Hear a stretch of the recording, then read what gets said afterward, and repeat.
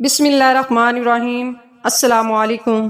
جب تم پریشان اور نا امیدی محسوس کرو تو سورۃ الضحیٰ پڑھا کرو، کیونکہ جب آپ صلی اللہ علیہ وآلہ وسلم پر 6 ماہ تک کوئی وحی نازل نہ ہوئی، نہ جبرائیل علیہ السلام آئے، نہ ان کو خواب میں الہام ہوا، تو وہ پریشان ہو گئے تھے۔ وہ پریشان رہنے لگے تو اللہ تعالیٰ نے سورۃ الضحیٰ وحی فرمائی، جس کی تفسیر آتی ہے کہ اگر تم پریشان ہو تو رات کو جلدی سو اور جلدی اٹھو اور خوبصورت صبح کو دیکھو، تاکہ تمہیں پتہ چلے کہ صرف اندھیری رات نہیں ہے بلکہ اس کے بعد روشن صبح ہے۔